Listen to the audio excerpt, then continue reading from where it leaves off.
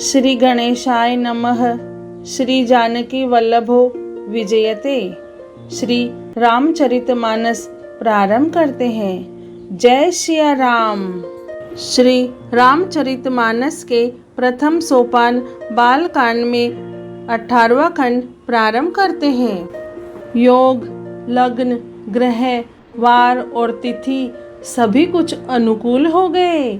जड़ और चेतन सब हर्ष से भर गए, क्योंकि श्री राम का जन्म सुख का मूल है। पवित्र चैत्र का महीना था। नवमी तिथि थी। शुक्ल पक्ष और भगवान का प्रिय अभिजीत सुंदर मुहूर्त था। दोपहर का समय था। न बहुत सर्दी थी न धूप गर्मी थी। वह पवित्र समय सब लोगों को शांति देने वाला था। शीतल, मंद और सुगंधित पवन बह रही थी। देवता हर्षित थे और संतों के मन में बड़ा चाव था। वन फूले हुए थे। पर्वतों के समूह मणियों से जगमगा रहे थे और सारी नदियां अमृत की धारा बहा रही थी।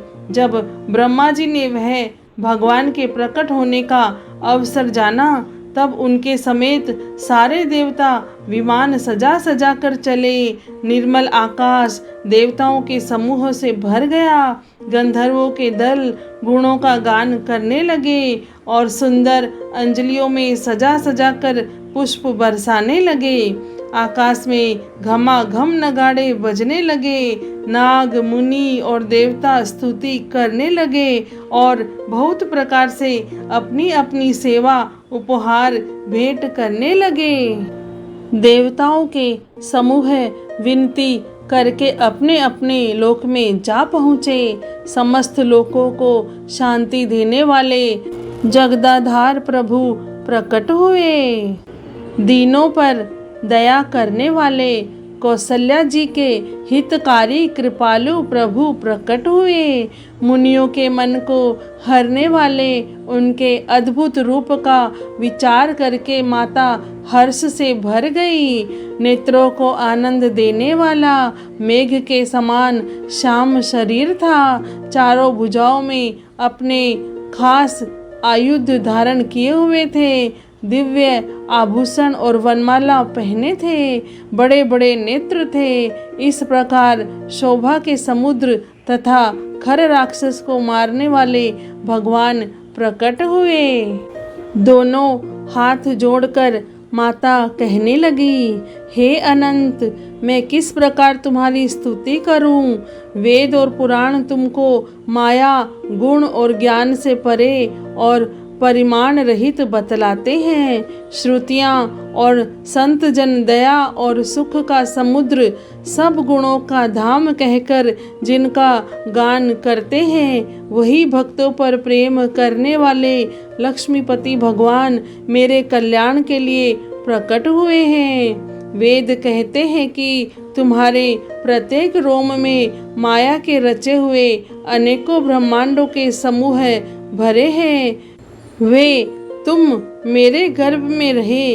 इस हंसी की बात के सुनने पर धीर विवेकी पुरुषों की बुद्धि भी स्थिर नहीं रहती, विचलित हो जाती है। जब माता को ज्ञान उत्पन्न हुआ, तब प्रभु मुस्कुराए।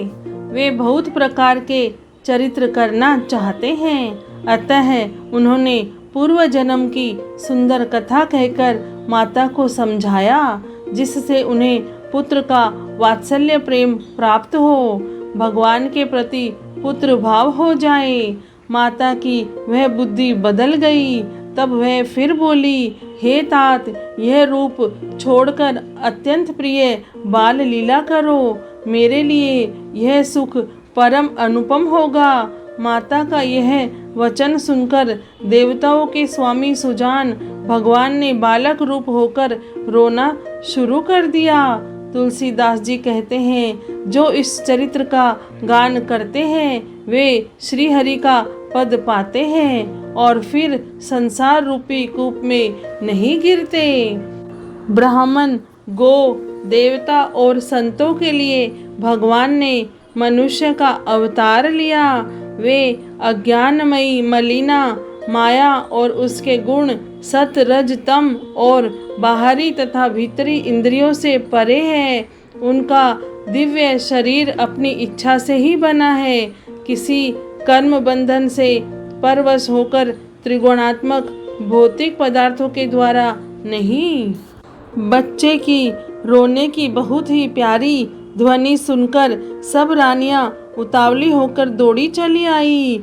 दासियां हर्षित होकर जहां तहां दौड़ी। सारे पुरवासी आनंद में मग्न हो गए। राजा दशरथ जी पुत्र का जन्म कानों से सुनकर मानो ब्रह्मानंद में समा गए। मन में अतिशय प्रेम है, शरीर पुलकित हो गया है।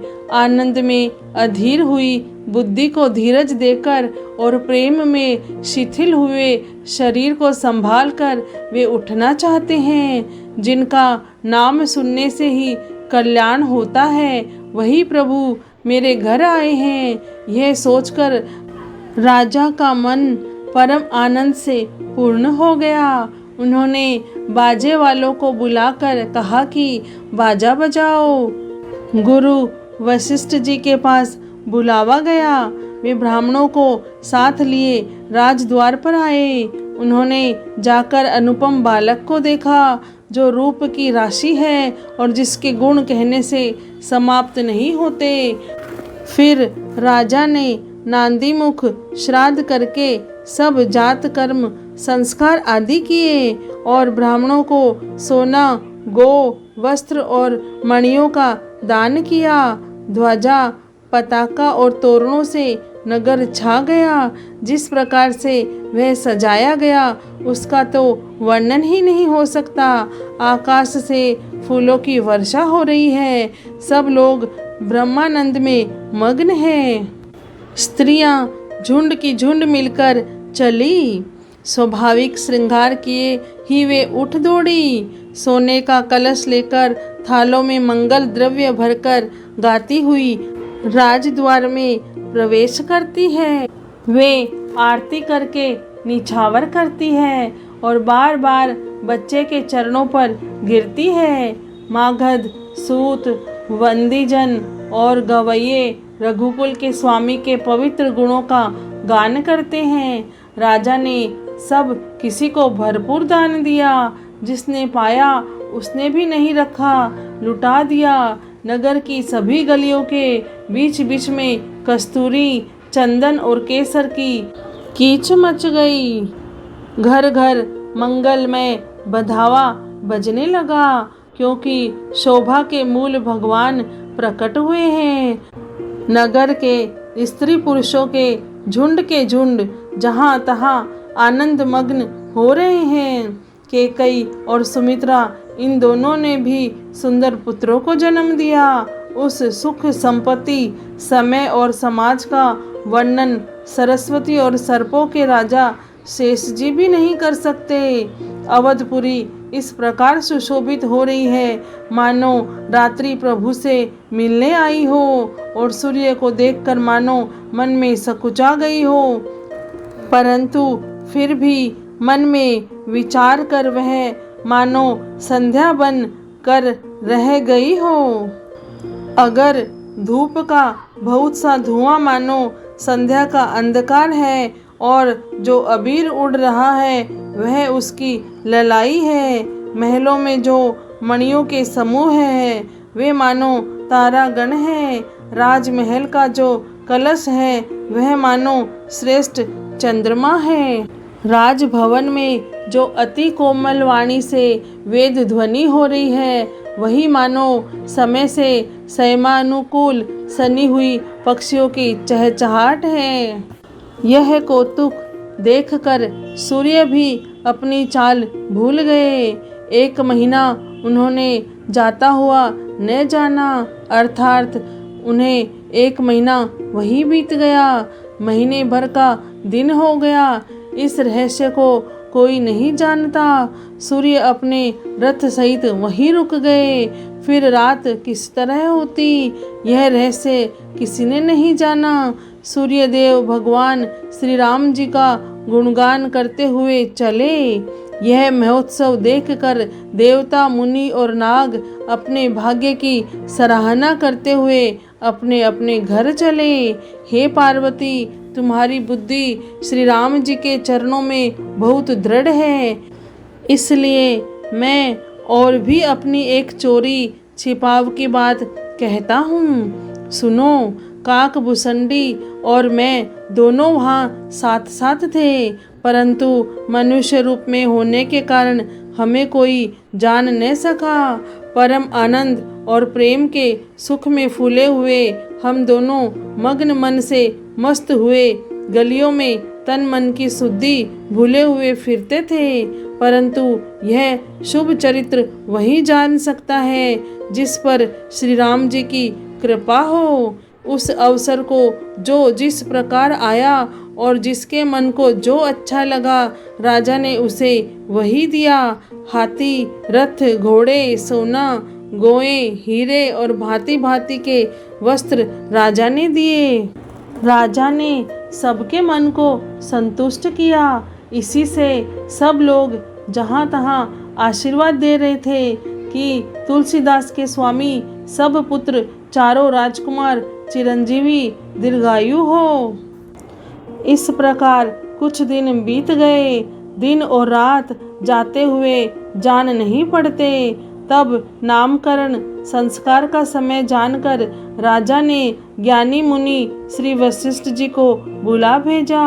मुनि की पूजा करके राजा ने कहा, हे मुनि, आपने मन में जो विचार रखे हों वे नाम रखिए।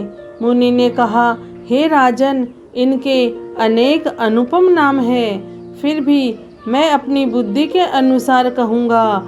ये जो आनंद के समुद्र और सुख की राशि है, जिस आनंद सिंधु के एक कण से तीनों लोग सुखी होते हैं, उन आपके सबसे बड़े पुत्र का नाम राम है, जो सुख का भवन और संपूर्ण लोकों को शांति देने वाला है। जो संसार का भरण पोषण करते हैं, उन आपके दूसरे पुत्र का नाम भरत होगा, जिनके स्मरण मात्र से शत्रु का नाश होता है। उनका वेदों में प्रसिद्ध शत्रुघ्न नाम है। जो शुभ लक्षणों के धाम श्री राम जी के प्यारे और सारे जगत के आधार है। गुरु वशिष्ठ जी ने उनका लक्ष्मण ऐसा श्रेष्ठ नाम रखा। गुरु जी ने हृदय में विचार कर ये नाम रखे और कहा, हे राजन, तुम्हारे चारों पुत्र वेद के तत्व साक्षात परात्पर भगवान है, जो मुनियों के धन, भक्तों के सर्वस्व और शिवजी के प्राण हैं। उन्होंने इस समय तुम लोगों के प्रेमवश बाल लीला के रस में सुख माना है। बचपन से ही श्री रामचंद्र जी को अपना परम हितैषी स्वामी जानकर लक्ष्मण ने उनके चरणों में प्रीति जोड़ ली है। भरत और शत्रुघ्न दोनों भाइयों में स्वामी और सेवक की जिस प्रीति की प्रशंसा है, वैसी प्रीति हो गई है। श्याम और गोर शरीर वाले दोनों सुंदर जोड़ियों की शोभा को देखकर माताएं तृण तोड़ती हैं, जिसमें ढीठ न लग जाए। यूं तो चारों ही पुत्र शील, रूप और गुण के धाम हैं, तो भी सुख के समुद्र श्री रामचंद्र जी सबसे अधिक हैं। उनके हृदय में कृपा रूपी चंद्रमा प्रकाशित है। उनकी मन को हरने वाली हंसी उस कृपा रूपी चंद्रमा की किरणों को सूचित करती है। कभी गोद में लेकर और कभी उत्तम पालने में लिटाकर माता प्यारे ललना कहकर दुलार करती है। जो सर्वव्यापक, निरंजन, माया रहित, निर्गुण, विनोद रहित और अजन्मा ब्रह्म है, वही प्रेम और भक्ति के वश कौशल्या जी की गोद में खेल रहे हैं। उनके नील कमल और गंभीर जल से भरे हुए मेघ के समान श्याम शरीर में करोड़ों कामदेवों की शोभा है। लाल लाल चरण कमलों में नखों की शुभ्र ज्योति ऐसी मालूम होती है जैसे लाल कमल के पत्तों पर मोती स्थिर हो गए हों। चरण तलों में वज्र, ध्वजा और अंकुश के चिन्ह शोभित हैं। नुपुर पैंजनी की ध्वनि सुनकर मुनियों का भी मन मोहित हो जाता है। कमर में करधनी और पेट पर 3 रेखाएं त्रिवली है। नाभि की गंभीरता को तो वे जानते हैं जिन्होंने उसे देखा है। बहुत से आभूषणों से सुशोभित विशाल भुजाएं हैं। हृदय पर बाघ के नख की बहुत ही निराली छटा है। छाती पर रत्नों से युक्त मणियों के हार की शोभा और ब्राह्मण भृगु के चरण चिन्ह को देखते ही मन लुभा जाता है। कंठ शंख के समान उतार चढ़ाव वाला 3 रेखाओं से सुशोभित है और ठोड़ी बहुत ही सुंदर है। मुख पर असंख्य कामदेवों की छटा छा रही है। 2 सुंदर दंतुलियां हैं। लाल लाल होठ हैं। नासिका और तिलक के सौंदर्य का तो वर्णन ही कौन कर सकता है। सुंदर कान और बहुत ही सुंदर गाल हैं। मधुर तोतले शब्द बहुत ही प्यारे लगते हैं। जन्म के समय से रखे हुए चिकने और घुंघराले बाल हैं जिनको माता ने बहुत प्रकार से बनाकर संवार दिया है। शरीर पर पीली झंगुली पहनाई हुई है।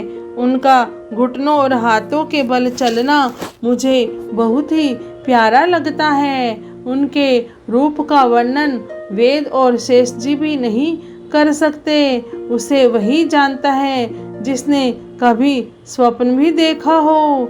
जो सुख के पुंज मोह से परे तथा ज्ञान वाणी और इंद्रियों से अतीत है, वे भगवान दशरथ कौशल्या के अत्यंत प्रेम के वश होकर पवित्र बाल लीला करते हैं। इस प्रकार संपूर्ण जगत के माता पिता श्री राम जी अवधपुर के निवासियों को सुख देते हैं। जिन्होंने श्री रामचंद्र जी के चरणों में प्रीति जोड़ी है, हे भवानी, उनकी यह प्रत्यक्ष गति है कि भगवान उनके प्रेमवश बाल लीला करके उन्हें आनंद दे रहे हैं। श्री रघुनाथ जी से विमुख रहकर मनुष्य चाहे करोड़ों उपाय करे, परंतु उसका संसार बंधन कौन छुड़ा सकता है।